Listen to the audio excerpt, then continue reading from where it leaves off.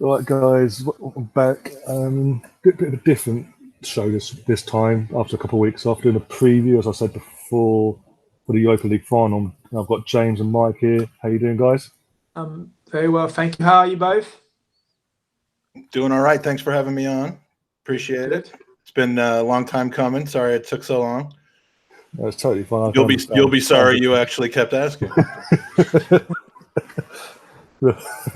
Well, it could be worse. Could have certain other people that think they're bigger than the club itself, as they are celebrities apparently on a certain other channel. Anyway, yeah, we're now 24 hours time. We'll be 2 minutes into our first European final in 13 years. There's a lot has been made of this as well since we've got through from the last round on a lot of different matters. Before we get into that, what are your initial thoughts going into tomorrow night's match? Mike? Well, I've been trying. I was telling you before the podcast, I've been trying to ignore as much as I can about the hype before the game, but it's just been impossible for this one. I mean, whenever there's a game that has that much at stake, I find myself just paralyzed if I pay too much attention to all the storylines. And, I do have like a family and a job and a career and all that. And I can't afford to get paralyzed. But, if you've been reading anything I've done on Twitter lately, I'm clearly obsessed with it. As far as the game itself, it's almost like the game has become de-emphasized from the whole thing. It's just a circus. It's a circus of narratives. I know some people hate that word, but the circus of narratives and just he said, she said between countries. And I mean, just that's been the most fascinating thing to me. And honestly, as a distraction from the actual game, it's kept me from thinking about the actual game too much. I literally haven't thought about who I would start, who I would, how I would set up. And that's not normally really my strong point anyway. I just like to watch the games, but now the time's almost here. It is literally, as we speak, less than 24 hours away. And I think I feel confident, and I rarely feel confident, but I just like the way that Arsenal, especially this group of players, for some reason, as weak as they can be when the chips are on the table and it matters, like the last 6 weeks of the Premier League season, is as strong as they can be sometimes when it just matters in a winner-take-all game. And we've demonstrated that in FA Cup finals recently, maybe not last year in the Carabao Cup, but I think we have the mentality to get this done, and a leader in Unai Emery who certainly knows how to do it. And winning 3 consecutive Europa League championships doesn't automatically mean you should be a favorite to win the 4th, because the players on the pitch are different and they're the ones that have to go out and win it. But I'm feeling fairly confident about it. I just wish it was over already. Yeah. I mean, does it sort of help that under Emery this season, especially in the home games against the bigger clubs this year, we have fared well in the results? But the only big team at the top 6 has come to us and gone away with 4 points was Man City on opening day. We beat Chelsea at home, we drew against Liverpool, United, and beat Tottenham. And in all them games, performances-wise, the players actually turned up. Does that help you, as you say, feel confident we could get results tomorrow? Not just based on previous finals against the likes of Chelsea, etc. Are you asking me? Yeah. Oh, I mean, it shows that our players and our team and our coaches. I mean, the coach clearly hasn't lost the dressing room. I mean, no one really is, I think, saying that he has, although it is hard to understand what happened the last 6 weeks of the season. I mean, we needed one game where we didn't drop points in those 6, and we didn't get it. The team does have the ability to pull it together. The games, both home and away, against Tottenham, the game at home against Liverpool, which I was lucky enough to be at, a couple other games this season, they just absolutely pulled it together against Chelsea at home and dominated. And so that gives me cause to think they can do it again. Yeah, we're not, this game is not being played at the Emirates. It's not even being played at Wembley, where it probably should have been. So that advantage is lost. The atmosphere there will be horrendous as far as supporters are concerned. Saw them practicing piping in fake crowd noise today, thanks to Amy Lawrence, which is, if we'll talk about that later in the pod, then I'd be happy to. But I do feel confident in that. I think Unai Emery can inspire this team and be an advantage that perhaps Maurizio Sarri is not able to do with his team right at this juncture. Yeah, what about yourself, James? What are your thoughts going into tomorrow's game?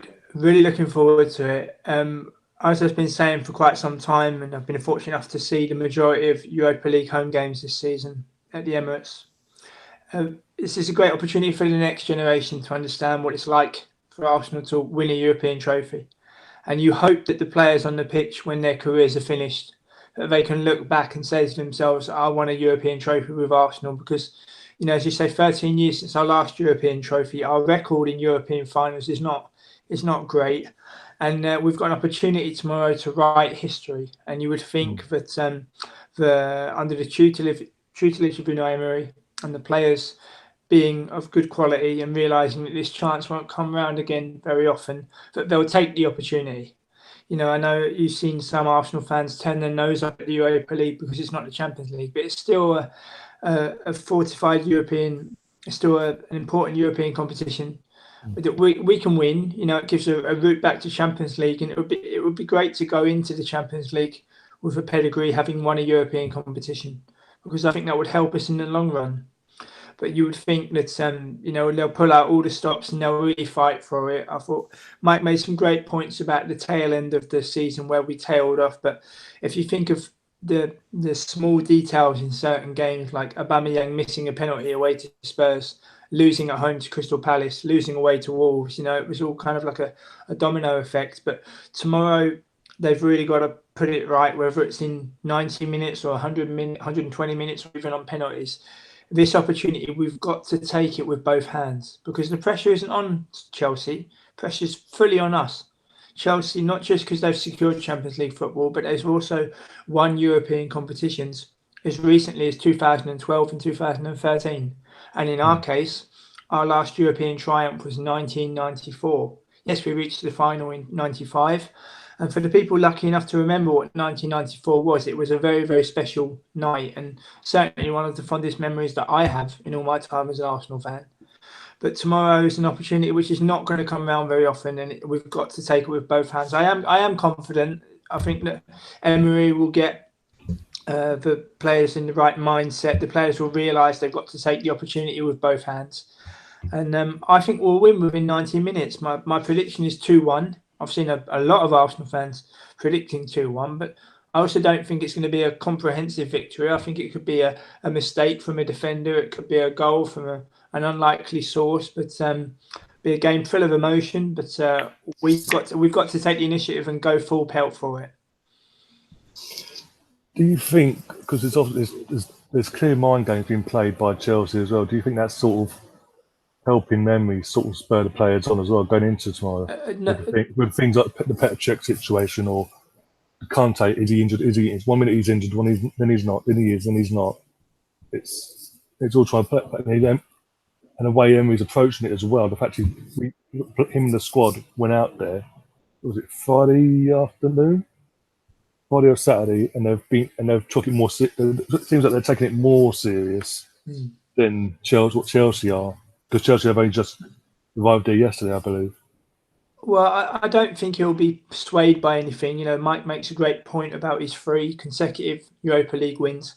And if you break down all those finals, Sevilla faced Dnipro, Benfica and Liverpool. And Liverpool were, in terms of the British press, heavy favourites for that match, where it appeared that they only had to turn up to win. But if you looked at Sevilla, with what they'd done before, they were the favourites in that match in a real sense, and they were losing and managed to turn it around. But I think Emery will draw on all his experience, and what a fantastic debut season it would be for him to come into Arsenal with big shoes to fill, with a squad of players which are not really his players, to turn them into European winners in his first season. I think that would be a very special achievement.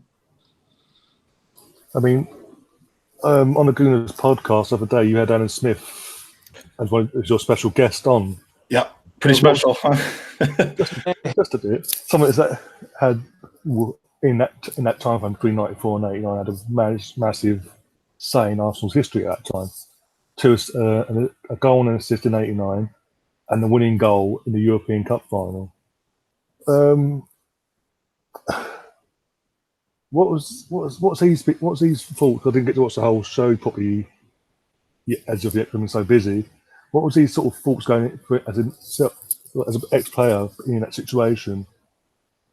What was his thoughts going as an ex-player? Going what the players should be doing and thinking going into this final? Well, we did talk a little bit about how the situations compare, and he made a good point, which is the preparation and the mentality of a team back in the 80s and 90s is obviously very different. The travel is different. The game day preparation, the media obligations. It's just a different world. It's much more managed these days, but it's also much more high intensity. But his viewpoint pretty much was that he feels these players will be ready for the game. It's certainly not too big of an ask for them. I don't think it's anything that any of those players in the, what do we have, 23 players that are making the trip. We have an extended bench for this one. Maybe some of the younger ones might be a little in awe of the occasion and a little, butterflies in the stomach. But most of our starting 11 will either have been in a situation like that before or similar. And so, I think they'll be prepared. I think Alan thought that they'd be prepared. He really, the pod we had on with him last week was really more to kind of talk about a lot of the background behind about the things going on in Baku, about the game, and then of course to let our listeners ask him a lot of questions. There was a podcast that we did earlier this year. Didn't obviously talk about the Europa League final because that was by no means assured back in late August. But he did talk a little bit more about his experience with the Cup Winners' Cup in 1994. And if you haven't seen that and you're listening to this, after you're done, go spend some time with your family and then go listen to that podcast or do it in the other order. But he really kind of explained a fascinating story about his experience in the '94 Cup Winners' Cup and the fact that it was a little bittersweet for him. I don't think it'll be bittersweet for any of these Arsenal players, with the possible exception of Henrik Mkhitaryan, if we should win this one. And, that's a whole nother thread of conversation. But yeah, it was great to talk to Alan. He's a gentleman. He's an amazing Arsenal legend that we've been fortunate enough to be in contact with, and we hope he'll come on again with us soon. Yeah, I've met the guy. I can second that. He's 100% the most genuine, down-to-earth guy you can ever meet. And yeah, as you mentioned the Mkhitaryan situation, James, what was your thoughts over the last, as it's brewed over the last couple of weeks until he made his decision? What was your real actual thoughts on that situation? And also adding into that, the location, with that situation, does it then bring into the equation of did UEFA make the right decision in sticking with Baku, knowing there was a potential political situation that could have arose, being that this happened, like Arsenal getting to a final with an Armenian player? First and foremost, I think the decision was taken in 2017, and the thing that comes to my mind first and foremost is how on earth, in the current climate, in the year we live in 2019, for a European sporting professional final, can a player's safety not be assured? That's the thing that I couldn't really understand, because if you think of the world we live in and how we interact and how people can go from A to B without any difficulty, this decision was taken in 2017, and I think with I think when the final lineup was made, I don't even think that UEFA were considering about there's an Armenian player that plays for Arsenal. What about the connotations and consequences about that fact? I think it was just kind of, oh well. But the fact that Henrik Mkhitaryan has taken his own decision for his own safety, it's pretty bittersweet, as Mike says. Should we not win it, I think you'll be the only one to be a little bit what if only, because he's been an important part of our European campaign. He's been an important part in laying on assists and playing well to get us through to the rounds. But you can only hope that UEFA can just maybe learn from this a little, because I'm convinced, guys, that UEFA itself, I think they themselves as an organisation just want to be seen as giving everybody the opportunity, where in reality it's not always the best decision. I mean, if you think of the City of London, you've got all these people trying to get to a place which is nigh on impossible. You've got people flying to Tbilisi in Georgia, I believe, and taking overnight trains. You've got people basically going on journeys that are just, you wouldn't, if this journey was a science fiction book, you think, no, that's a little bit strange. And in what percentage of the fans have been in a vehicle with a farm animal so far on this? You think 50%? I think the love that particularly Arsenal fans have, Mike, I think there's no single manner upon which they wouldn't have entertained to get themselves there. And that's just a. I heard Troops was riding a donkey there to get to from Belarus. But it just goes to show the love that the fans have for the club, that they'll entertain every notion to get them there. In my case, obviously attending Arsenal matches from Amsterdam to London quite regularly is a piece of cake. But in the case of going to Baku, flying from Amsterdam, I could get to New York quicker. Now, in what world where I can get to the States quicker than what I could get to Azerbaijan? And obviously, that with the lack of commercial flights and this kind of thing, you can only hope that UEFA learn from this and in terms of rewarding future sites. I mean, if you look at the next year's final, it's going to be played in Gdansk in Poland. And then the season after that for the Europa League, they have a choice between Tbilisi in Georgia or Sevilla in Spain. So you would like to think that they would choose Sevilla, but if you compare that to the same choices they have for the 2021 Champions League, they're going to weigh up a bid of Munich or St. Petersburg. So it's as if, they come, you have certain bids that don't materialize, for example. And in the case of Azerbaijan, they also received a winning host city bid to host one of the games in Euro 2020. Now, you would think that you would receive one or the other. It's highly unlikely that a country would receive both. But in this case, they have, and Arsenal and Chelsea fans have had to go literally over land and sea and train and all those different methods of transport, which, as you say, nobody would have ever used before. But it's just one of those things, and you can only hope going forward that they're a little bit more streamlined, UEFA. But as I just said, if you compare to for the two bids that the Europa League will have in 2021, already now in 2019, it's going to be one of Tbilisi in Georgia or Sevilla in Spain. So it's like the two polar opposites, really, where potential fans from England will find it very easy to get to Spain, but may find it very difficult to get to Georgia. I've even heard a story that someone booked in advance, months in advance, somewhere to stay. And then this week, the last couple of days, they've had an email saying they've been double booked and basically they lost the hotel room. Yeah. And the hotel room then got put up as open to the public again for over 1,000 sterling of our pounds. That's been happening left and right, and in some cases people were notified that it happened.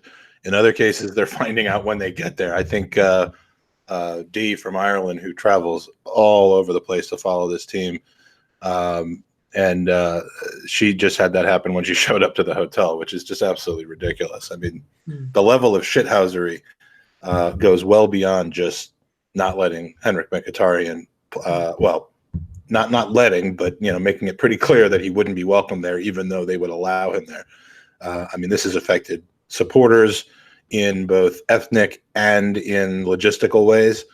There have been dozens, if not more, supporters with Armenian roots. I mean, I don't know if Baku is making people do like genetic testing from 23andMe to find out if they, I just did that testing, and I have apparently, my wife has 1% like Japan in there, and we were blown away. But like, if it was Armenia, would she not be let in Azerbaijan? I don't know. But is it the amount of stuff that's going on? The 1%. For the 1%.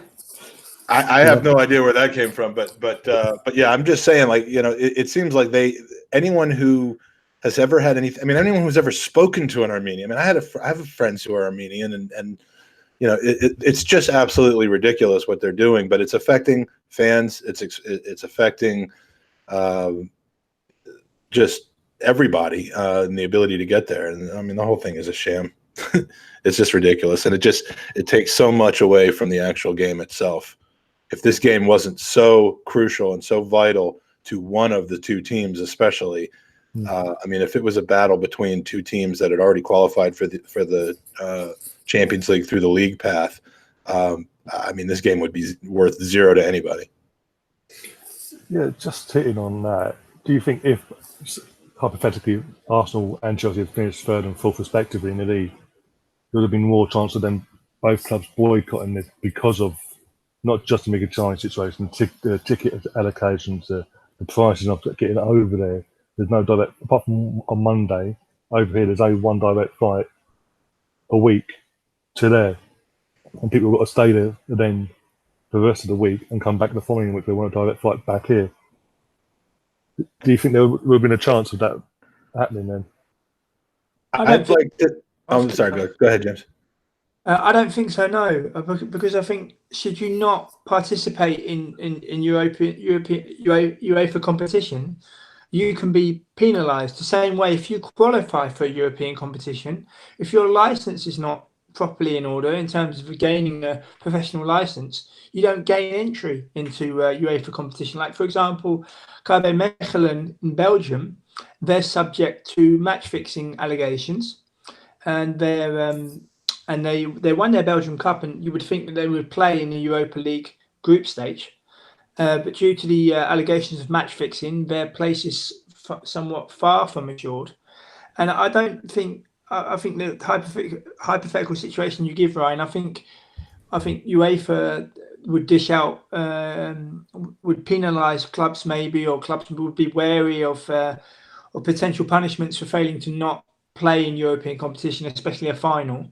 So I think they still would have gone regardless. But this is one of those things where it's happened to Arsenal fans, it's happened to Chelsea fans, and it's just one of those things, really. You would hope, as I say, going forward, that they're a lot more selective about the place and about the infrastructure, most importantly, because as you say, the hotels, people being turfed out of hotels, then being put back online for people at 3-4 times the price. Everyone's got a budget and you've got to cut your cloth accordingly. But you can only hope that, I commend the Arsenal fans that have gone out there and have given their all to be part of history, and they need to be respected for that. But I also understand the reasons why a lot of Arsenal fans have chosen to stay at home. I personally think, the question is an interesting question. If we finished third and fourth and we were both in the Champions League anyway, would they have been more likely to boycott? I hope that it makes no difference that we were already I mean, look, I'm a little bit of an idealist, I guess, and some people might use the word snowflake, but I have said many times that I thought Arsenal should have, and this goes back to August when they had the first opportunity to do this, should have made a bigger stand. I think if you do that the right way, if you do it in conjunction with other teams, and maybe they looked into that and found they had zero support from anybody else, that's the only way to force change. I don't believe that not protesting only because we need the game to get to the Champions League is the right thing to do. I think if you feel like you would protest if you were in the Champions League and you decide not to protest because you're not in the Champions League, then what you have just said is that the Champions League is more important than what you believe in. And we're getting a little away from football here in these comments, but I mean, it's just, to me, if you're going to do it, do it. It shouldn't matter what's at stake. And if it's the right thing to do, and you are punished for doing the right thing, and they further exacerbate the situation for Arsenal, I would only hope, although I know better, I would only hope that teams like Real Madrid or teams in Germany or teams with social consciences would stand up and say, well, we're not going to play in next year's competition either. And again, I know how unrealistic that is because of the amount of money that's involved. But if you have 10 teams that all say, well, if you kick Arsenal out of your UEFA for 2 years, we're not going to play either. UEFA can't stand for that. They're going to recognize that they're wrong. The problem is if it's only one club doing it, then it's shouting into an empty hole. Yeah, well, I've just had a comment in the live chat here from 95 Winston. He's basically saying that politics should have no place in sport. If some country wants to hold a sporting event, no matter what the event is, they should be made to allow for anyone of any race, of any religion. Politics basically saying, no matter what your race is, your beliefs, this, that, and the other, take that. Everything should be taken into account when they're making these decisions to host a major sporting event, be it the Olympics, or the World Cup, the European tournament, of any sport. Yeah, no, I agree. Winston's correct, and that's why there's a slippery slope when you start looking at the behaviors of countries and governments and whether they should be allowed to do things or not. I mean, and there's been a lot of examples of this. Qatar coming up, Russia having 2 major, if not more, sporting events over the last 6 years. There's a slippery slope because really no country, no government, no anything is perfect. Someone pointed out to me the other day, I was having an argument with somebody on Twitter about something. I believe it was with Manchester City fans. And someone said, Arsenal's got Rwanda on their shirt.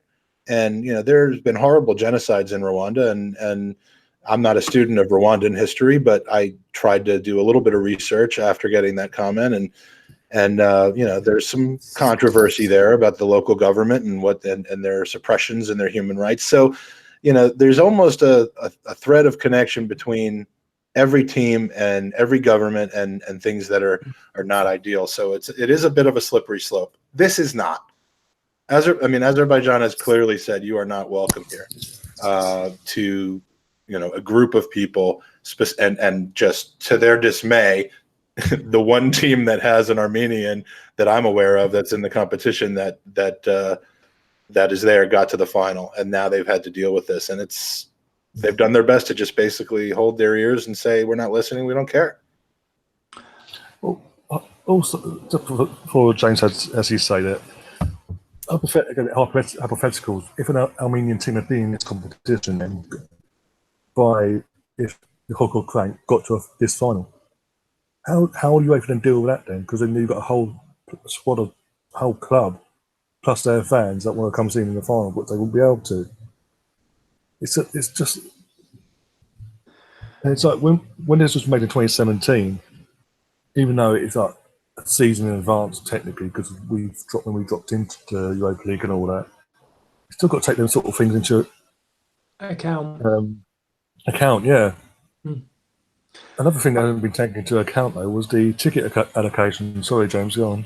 No, I think Mike makes a great point about this shirt sponsorship, but I think this shirt sponsorship as well relates back to commercialism. One important factor is the Dutch government of the country where I live. They also donated money to Rwanda at different periods over the previous years, and they were stunned to realise that Rwanda have signed an £11 million a season deal with Arsenal when they needed money from the Dutch government. I think the commercialism of the shirt advertising and things like that, we've got to this stage now where it used to be many years ago, all you had on a shirt was just a emblem and the traditional colours, and that was that. And now you've got advertising. First you had advertising on the front, and then you had advertising on the back. And where is there space left over on the shirt? Oh, we'll have it on the sleeve as well. It's I think sleeve sponsorship is completely unnecessary. But I think it's also a sign of the times, really. And I just think that Mike makes some great points about the history with Rwanda and Arsenal having visited Rwanda. But I think some things are unnecessary, and maybe I'm a little bit old-fashioned, but we've got to the point now where I think I told you a couple of weeks ago, Ryan. I obviously live in Amsterdam, and I was going about my business on a Saturday morning. Tottenham had just eliminated Manchester City in the quarterfinals, and all of a sudden I see 5, 6, 7 people in Amsterdam wearing Tottenham shirts, and I could not believe my eyes. Not just because they're the arch rival of my club in the city where I live. I choose to live, but it's as if now that people wearing shirts of other clubs or any club, it's as if whereas before it was a source of pride. Now it just seems to me that it's a bit more of a fashion statement. By the way, I'm not for Armenians not being allowed in Azerbaijan, but I am 100% for Tottenham fans not being allowed in Holland. I mean, that needs to be resolved right quick. Mike, I couldn't believe it. Honestly, it was as if I'm going about my business and I'm whizzing around the city running a few errands, and I thought, not another one. No. It wasn't the case that I was a Tottenham fan. I've been an Arsenal fan for more than 30 years. It was the fact that they've obviously obtained success, and then all of a sudden, a club obtaining success, you'll have lots of people wearing the shirts of that team. And I don't know if it just seems to me now that it's more of a fashion statement. I'm not that old, but years ago, if you saw someone wearing a football shirt, you'd think, that's a true fan. Whereas now, it's like it's just a bunch of wankers wearing. Just appears to be like a fashion statement. Me personally, I stopped buying Arsenal shirts more than a decade ago. When I go to a match now, I wear my 1971 replicas, the traditional colours, and I buy my match day programme, and that's more than enough for me. There's no need for me to buy the latest shirt or get the name on the back or anything like that. But you think of the commercial power that clubs have now, and it's just it's frightening in some aspects. In the States, it is just, 1 out of 4 people you run into is wearing a football jersey, and very, very few are MLS jerseys. If you go to, my son is 15, so he's he's just started this. He's about to finish his first year of high school, and if you go in the high school and you look at mostly the boys in high school, 40% of them probably are wearing some football jersey or football shirt. He certainly does almost every day. But you see Barca shirts, you see Madrid shirts, you see the odd Ajax shirt or a team in Italy. You see a lot of Chelsea and Arsenal and City and unfortunately Tottenham. But it's just widespread. It's all Europe. It's almost no U.S. based teams in our domestic league. Yeah, thank goodness, because it sucks. I've been fortunate enough to see a few MLS games in different states, Mike, during my time there, and it is something completely different. But the experience is nice. It can be in certain cities. It can be, and it is a weird thing to have to go to a game and actually root for the success of Wayne Rooney. Which is a position I've had to be in for the last 10 months.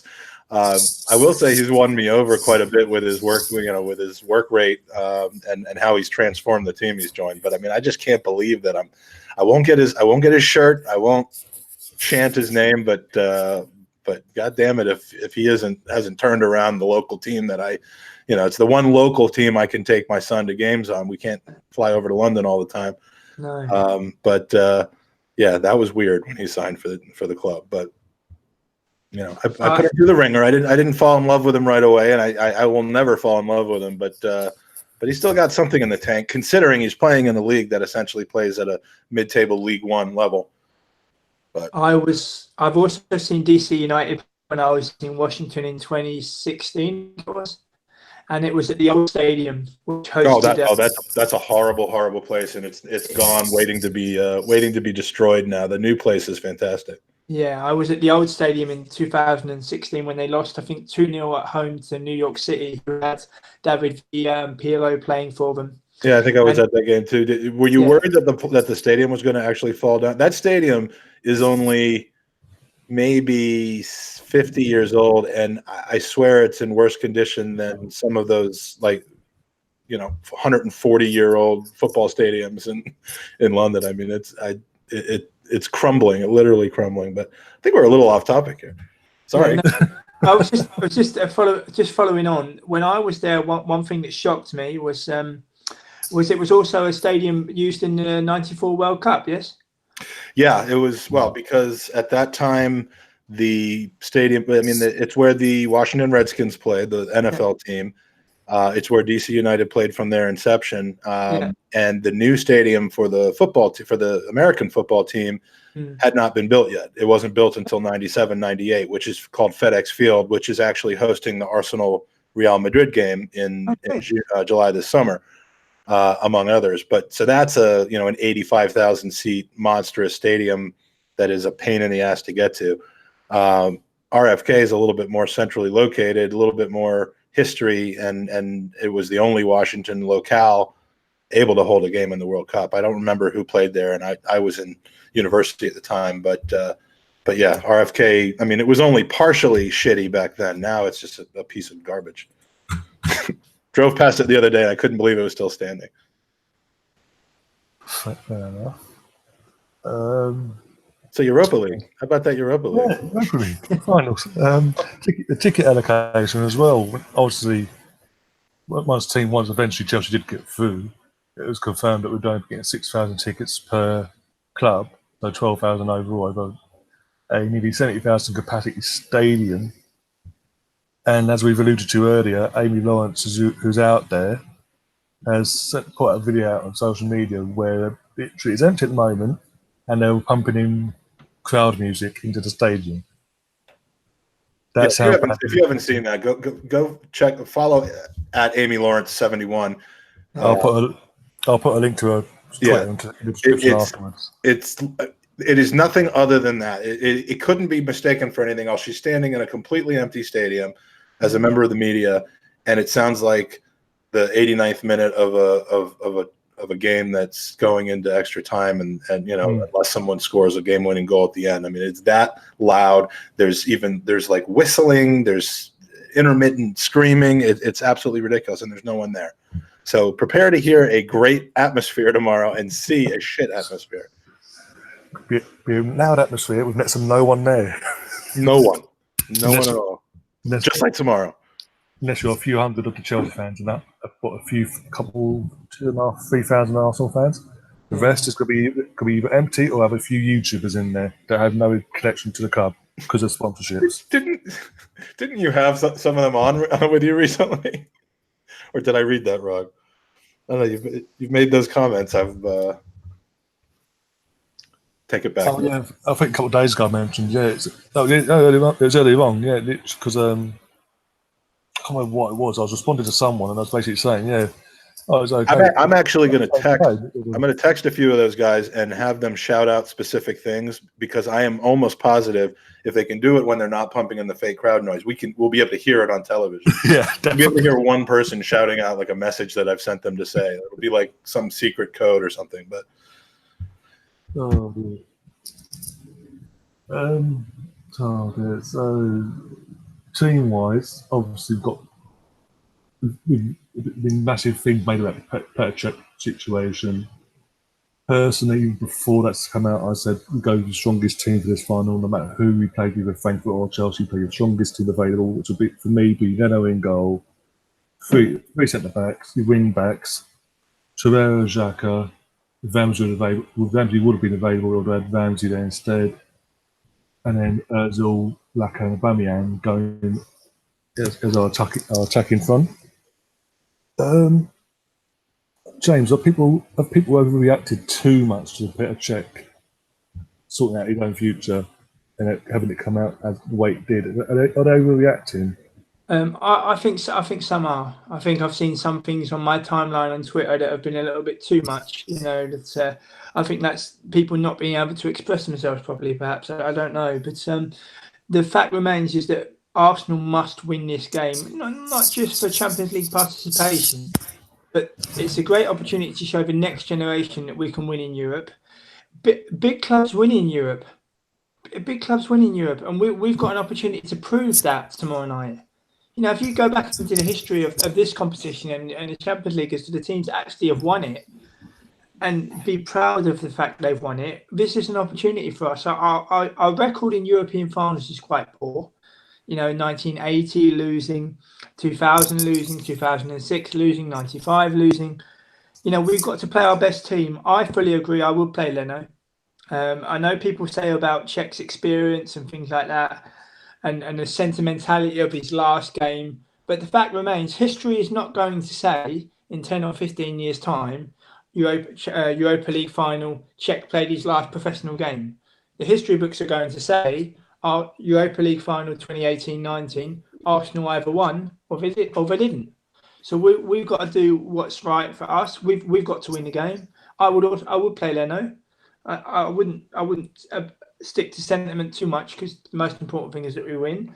Yes, Czech has made some good saves during different rounds in the competition. We've also got to remember the defeats we had in Borisov, the defeats we had in Brittany, and that wasn't a complete clean sheet in terms of impeccable goalkeeping.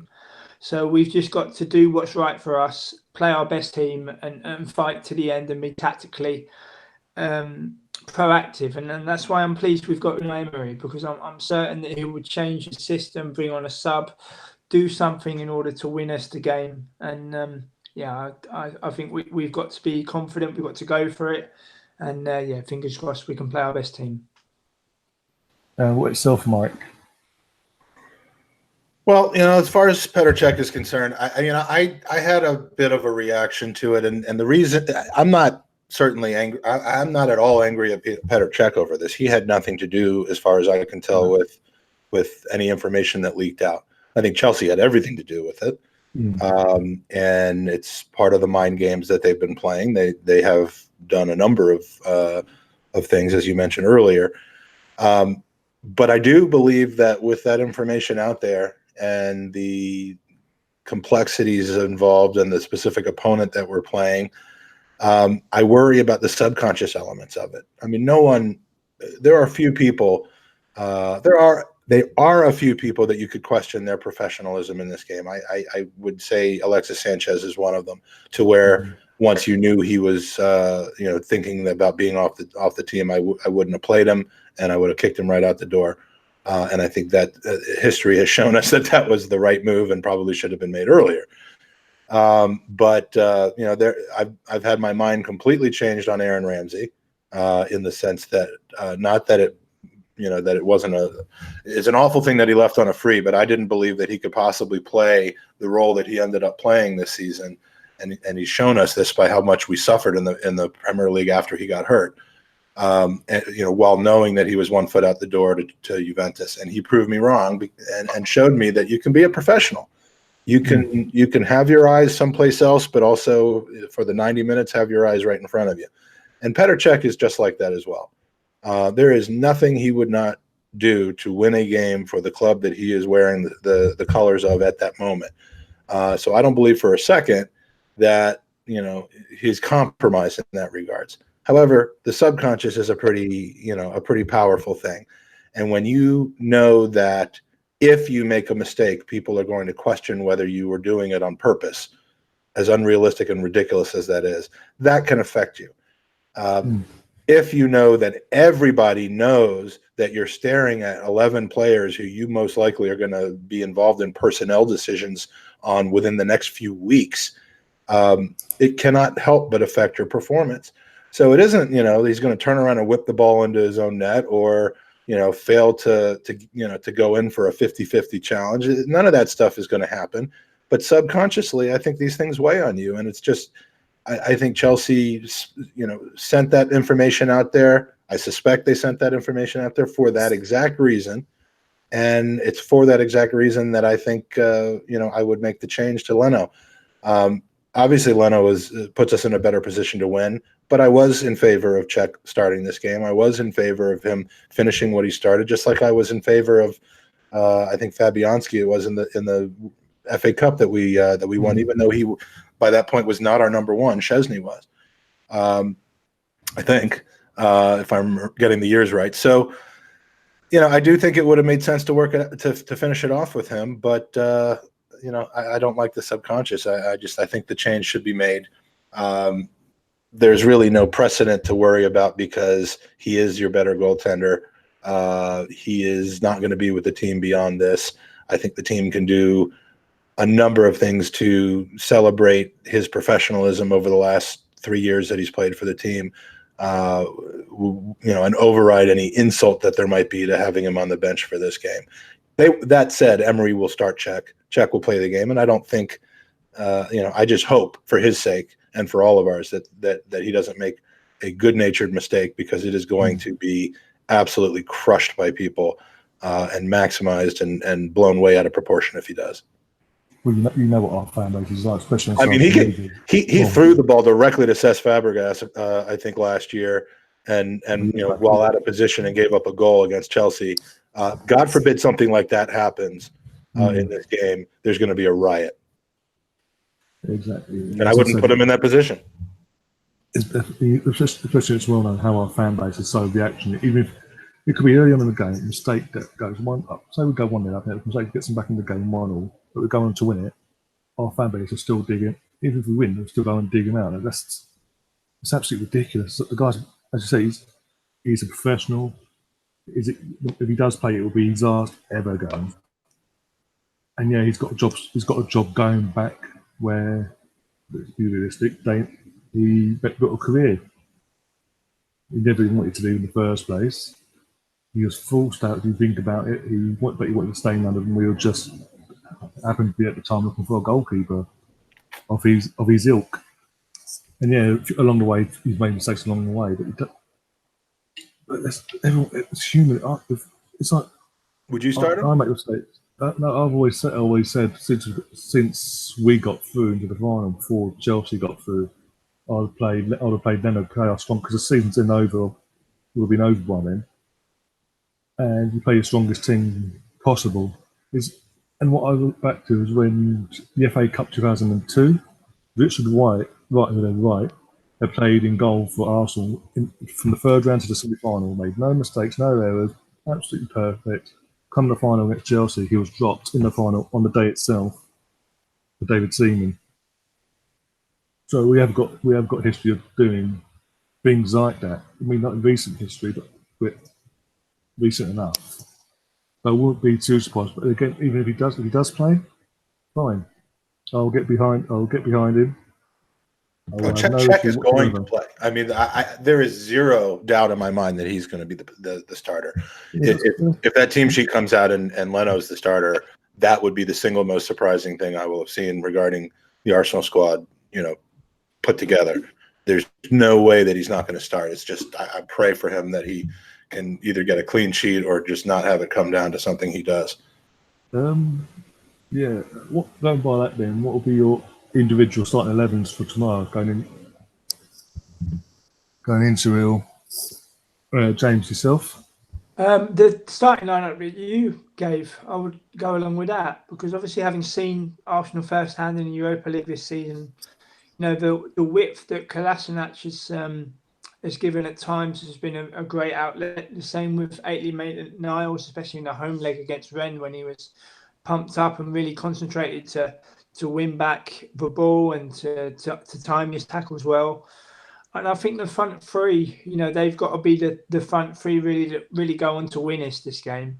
They're all great players in an individual sense, Lacazette, Aubameyang and Ozil. They've got to come together and show that to us in the final, because as I said before at the start of the pod, when this is all over, if we haven't won, the fact remains it's 26 years for a club like Arsenal since they would have last won a European trophy.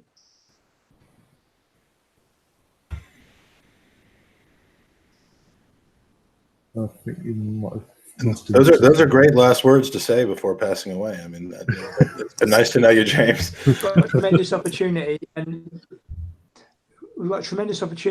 as well, coming from I was at the first match of the season at home to Forza Poltava last September, and it was very much a half full stadium. Nobody really interested, but it was also Emery's first European match, And it's been a real journey from start to finish. You think we looked in a precarious position away to Rennes. We were lost in Borisov, a very difficult in the approach to the first leg at home to Napoli, and winning in a convincing manner in Valencia. So we've proved that we can win big games, but it's just a tremendous opportunity, and I for one would hate for Arsenal to let it pass us by. Guys, as you know, I haven't got as big a time difference as what Mike's got. I'm only an hour ahead here in the Netherlands. It's been an absolute pleasure. Thank you for having me on. Absolutely no problem. Enjoy the game tomorrow, and enjoy everything. And let's hope we can win our first European trophy for 25 years. And quickly, I think you mentioned it before. What was your score prediction for tomorrow, James? 2-1 Arsenal. 2-1 Arsenal. Okay. Cheers, James, for coming on. Cheers, James. Good to see you. Yeah. Obviously, once I know result either way, I'll try and get hold of you again for the review. Because obviously, I leave. I have a city trip on the early hours of Thursday morning, so I'm back in the Netherlands on Sunday night. So I should be able to maybe do something with you, maybe next week, perhaps. Yeah, no problem. That's fine. Yeah. Mike, been a pleasure. Look forward to speaking to you again soon. Pleasure, James. Take it easy. Cheers. Up the Arsenal. Bye-bye. Bye. Cheers, James. So formation. You want to know my formation for next time for tomorrow? Yeah. I am not known for my tactical nous, but I do. This is an easy one for me. You go with the exact same formation that you had in the exact same personnel, exact same setup that you had in the second leg against Valencia. I think that was our strongest starting 11, given the fact that that Ramsey wasn't available and still won't be. And that formation includes, of course, a goalkeeper. That's the one thing I would change, but it won't be. Back three of Nacho, Koscielny, and Socrates, which unfortunately leaves Sir Mustafi on the bench. I'm sure that's going to annoy a lot of people. But the central two of Xhaka and Torreira, wing backs Kolasinac and Ainsley Maitland-Niles. And then the front three, Lacazette, Aubameyang, and Ozil right behind them. I just think that gives us the best opportunity to win. I think the three of them, Nacho Monreal being one of the left-sided center back in the three, is just more secure to me than having Mustafi in there. Koscielny, I think Koscielny never makes mistakes in cup finals. We know that. Birmingham. No, I back him to have a good game. A well-rested Koscielny is generally a top shelf Koscielny. It's when he gets worn down that we have the problem, and he's clearly had 2+ weeks to rest up and get his Achilles ready to go. So that would be my starting 11, and I think with them hopefully firing on all cylinders against an injury weakened and coaching uncertain Chelsea side, I see a 3-1 victory. Well, Winston agrees with you in the chat. He just said that he thinks it'll be 3-1 as well. Yeah, he took that from me. He's watched my previous podcast, and I know that I know he was going to go 2-0, but then he was like, "Well, shoot, Mike thinks it's going to be 3-1, so I'm obviously going to do 3-1 as well." Right, Winston? His name isn't Winston either. I think it's one of his pets. Okay. I know each of our three listeners. I know each of my podcast 3 listeners very, very well. We when it's just 3 or 4 people, we can get to their whole life story. So. Okay. I do reckon we'll win by 2. I think we'll win 2-0. Lacazette brace, because Lacazette, as well as the Banner, but Lacazette thrives on these sort of big game. Since he's been with us, especially big game situations, against the big teams, he really does show up. When he first came to us, he scored against like the City, United, and all that. And in this season, he scored against pretty much all the big 6 teams at the Emirates as well. So, I think we'll win 2-0. Going to the same formation as you said. Stick with what if it ain't broke, don't try fixing it. It worked in the last round, and everyone was writing us again. Everyone wrote us off after the first leg. We're 3-1 up, going away from home because of our away form. But in Europe, under Emery, our away form especially in the latter stage since Napoli onwards, has been a lot better than what it has done in the league, which is ironic because the good news is in this game there won't be 40,000 screaming Belarusians or French supporters there. There'll be 150 to 250 Chelsea supporters and a bunch of empty seats and local people, stragglers who are who are just walking around the stadium and get literally rounded up in a van and brought into the stadium to watch the second biggest game in Europe. Oh, yeah. I think what was it because I think it was on Sky Sports UK this afternoon, about a couple of hours ago, and UEFA did it because I was telling all the media, the stadium will be a sellout, it'll be full to the brim, no issues. You're thinking about, well, however, with the allocation coming back from both clubs respectively, it turns out that apparently it got people in the town centre trying to give out free tickets. Oh, it wouldn't surprise me if there's an entire section full of sex dolls. Just the inflatable sex dolls that just wearing Arsenal or Chelsea gear, and I doubt that one will be there, but yeah, the section 107 will be the sex doll section. Keep an eye out for it. I have inside sources that have told me that. I'll be looking out for that equivalently now. Yeah. Just to take the screenshots and put it on, like, to tag you in. You're right. Who's your source? I mean, that's who I usually go to games with, but I mean, there'll be a whole section full of them in this one. Oh dear. So obviously you're very, as you were saying before, like we said before we came online tonight, you're very hopeful that we can get the result. Is there any way that we don't get the result tomorrow? Of course. I mean, we are talking about the Arsenal here.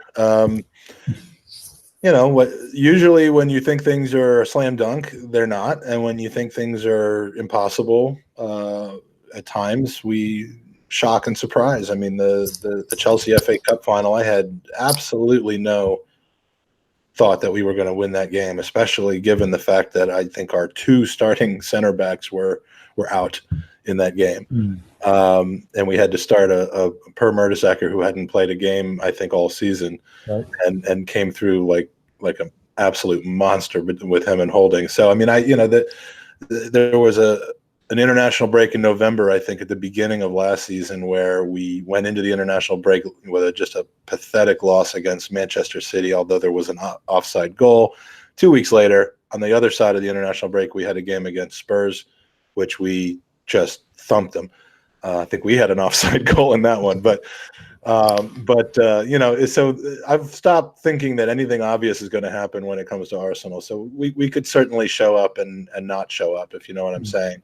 I just don't see it this time, but it wouldn't surprise me. And if that happens, let the fun begin on social media, because it'll be another year in the Europa League, and people will start digging in on Unai Emery, in my opinion, unfairly. But it'll happen. It'll be an interesting summer.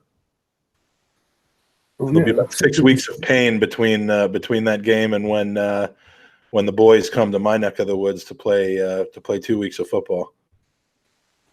Oh yeah, because you've got to play.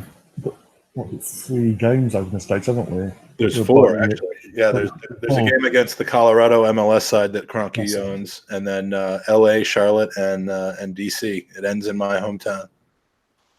Okay. Are you going to the one at DC then, or? Oh, I'm going all 4 of them. Some people say, why would you spend the money and time traveling around the U.S. for meaningless games?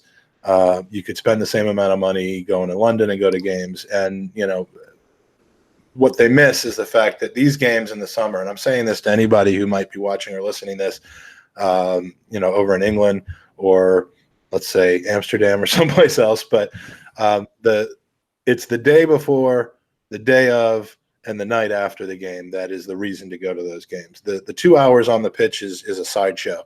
It's an amazing experience, and I know people who have gone to Southeast Asia and Australia on those tours. It's the full experience that makes those games valuable. You meet so many gooners and see people that you've met before, and the party atmosphere.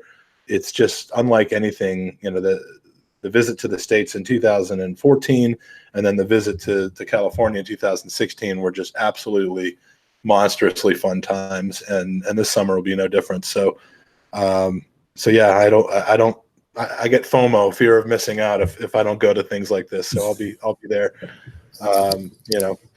talking about the podcast and saying hi to my old friends and maybe trying to raise some money for fighting cancer through our Gooners versus Cancer program as well. We'll try to get that started over the summer. Yeah, and also if you want to send me a link, and I'll put that in the description as well on the channel to help you out as well there. Perfect, appreciate that. All right. Winter's just come back into chat and saying Uber and Laka really appear to want the Champions League. I don't think it's just them two. I think the majority of the squad do want that. And again, that's something that's been instilled straight away from memory, that to be ambitious, to want something and go for it and strive for it. And I think part of the reason why I'm so confident in some respect, even though there's nerves have started to kick in as usual for me in the cup final, the fact that Emily, out of the two managers, Emily's been here and done it. He's got the T-shirt 3 bloody times. He's not so far, touch wood, not lost the European Cup final yet. And where Surrey hasn't won anything yet. I just think that experience from the manager itself will carry us through, because he'll instill the right message to our players before they do walk out that pitch, before they go to training or anything. In the half time, he'll do what he has to, because I remember back in the last one he won, at half time they were down to Liverpool, and everyone's like, that's it, Liverpool, they look formidable. Sevilla looked absolutely awful. And second half they came out and tore Liverpool an absolute new one. And yeah, for that reason, that's why I think as I said before, 2-0 Lacazette place. Ubo assists one of the goals. He'll get the mask out at some point as well, knowing him. He'll get a mask out, if not the Black Panther one. No, it'll be a Mkhitaryan mask. That's a question for you. And let me ask you this, and then I actually gotta join my son for something. But, as well, yeah. Do you think there will be some sort of informal, whether from the players, probably not, or from fans, protest that ends up becoming a talking point or an issue during the game? Or do you think that UEFA and Azerbaijani authorities have just completely shut that down to where no one will see or hear of anything like that? I think it'd be a similar situation to when we played and won the league in 04 at White Hart Lane, where we were told, well, the players were told, sorry, once the final whistle goes, if you get the result you need, don't celebrate on the pitch, sort of thing. And I think if we do get the result that we need and we want, I think certain players might try and pull something off during the celebration, like once we got the trophy and all that, and they're celebrating with the fans. I do believe that that's what I'm saying. Someone like Aubameyang, Torreira, the ones that people that have built, especially Aubameyang, because he's known for most of his career. He's going back to Dortmund, so he's like a best friend. So he's going to want to do something, but he'll probably want to save it and hold back just like to get the result first, get the result and performance out the way first, get that trophy in our hands. Can you imagine they lift the trophy and they take their shirts off and there's some sort of thing supporting Mkhitaryan, and 2 days later after the parade, we find out that we've been banned from the Champions League or Europa League next season. We win it and make a statement, and then that's it. And then somehow Wolves get into the Champions League. Again, it wouldn't surprise me. Being that we're an English team as well, that wouldn't surprise me at all. Yeah. If it was a Spanish team or an Italian team or anyone else from another country, they can do whatever they want. Yeah, they'll do whatever they want. English team, they don't know. Like when I think you spoke to Hannah Smith on your podcast the other day about Liverpool and them their fans' misbehaviour cost everyone for 5 years. We couldn't, no matter. It did, yeah. I mean, we won the league in '89, but we couldn't compete in the '89-90 equivalent of what it was to Champions, what is now the Champions League. The European Cup had no English representation. When we won the league 2 years later, we were able to play in it, but I think we lost in the early stages to either Benfica or Porto or something like that. That was a little bit outside of when I was there and plugged into it. But yeah, I would have loved to have seen the '89 season was a season where I would have seen European football for the first time in person, and I was robbed of that by a bunch of Scousers. But hey, what are you gonna do? Well, Saturday we've got to get behind them on Saturday. So for 90 minutes on Saturday, we've got to get at least 90 minutes. We've got to get behind them. So I'm just getting behind. I'm getting behind my bed and just staying there all day. That's what I'm getting behind, because I do not want to be anywhere close to seeing one of those two teams like the trophy. But I know which one I'd rather. Yeah, same here. I'm assuming the same reasons as well, because it would be just about all them years would have been in that tournament and not they got one final and still not won it. They've been in the tournament 5 minutes. They would be unbearable. We'll never be allowed to live it down. Look, that question you asked me before you go.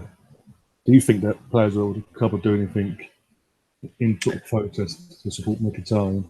I don't think the players will, but I do think that there'll be something that happens in the crowd that it may not be readily available to be seen on television, but obviously news travels quickly. There'll be something. There will be some sort of controversy that happens either on the day of, and it could be in the form of people being denied entrance to the game. We might start hearing stories of people that are saying that they can't get into the game because of the police or something. Something like that will happen. Or something at the game that was smuggled in. I won't mention how it would have to be smuggled in because this is a family show, right? But something will happen that will be an interesting story. Hopefully, not a story that ends up costing Arsenal. But again, I mean, speak with your actions, with your words. If you think something is wrong, you do it and you say it. You don't worry so much about the consequences. And I support that as long as it is, it's the right thing to do. So, yeah, I think something will happen. I don't think it'll be the players. I think that Arsenal, and again, whether I agree with this or not is a separate point. I do think Arsenal will have laid down the law and said, we're here, we're playing by the rules. We're not going to stop playing by the rules until we're done, and we leave there with the trophy. Yeah, I'm going to obviously wrap up because obviously you've got to go soon. So, obviously, thank you for coming on tonight. My pleasure. It's been fun talking about the Arsenal. I could do that for hours, to most people's chagrin. Obviously, I'm going to try and get you on again soon, either a season review or some point during the summer at some point. Yeah, if you want to have if you want to talk about the summer tour, I'd be happy to jump on with you at some point. Yeah, no problem. That'd be cool. Then I'll sort that out with you offline. And yeah, I've left Mike's and James' social medias in the description below, so if you don't follow them already, go follow them. Review for the final itself, I'm not, because obviously I don't know what the result is at the moment. I don't know if it'll be a Thursday or Friday yet, because if we win, it'll have to be on Friday, because Thursday evening they're doing the parade and it'll take over an hour to get there and back. I will do the taking footage and put it up on the channel if you want that as well. But if we lose, it'll be a week from Friday because of all the hitting your head against the wall. It takes time to recover from the concussion protocol. So. Especially if it doubles up on Saturday, and the worst case happens on Saturday as well. Yeah, our podcast is so professional that I'm pretty sure I speak for Andy, my co-host, when I say that if we lose this game, we're probably just not going to do a review podcast because it's just too painful. If we win, we'll do one. If we lose, fuck it. There's enough other podcasts you can listen to. You don't need us to do one. But, yeah, well, basically, as I said, all our social medias are in the description. So once I know what's going on, I'll be putting it on my social media, this, that, and the other. And the people that have actually liked the show, thank you. The one person that dislikes it, why, for a start. Thank Like you. I told you, like I said in the chat, I think I know who they are, and they should sleep with one eye open tonight. That's all I'm going to say. You're going to regret doing that. Trust me, you're going to regret it. I have people. I know people. You're being watched right now. Just look out the window. You see that guy? Yeah. Imagine. Okay. Thanks for having me on, buddy. Yeah, no worries. And yeah, until next time. If you haven't already, subscribe, smash the like button as well. And until next time, enjoy the final tomorrow for first and foremost. But until next time, up the Arsenal.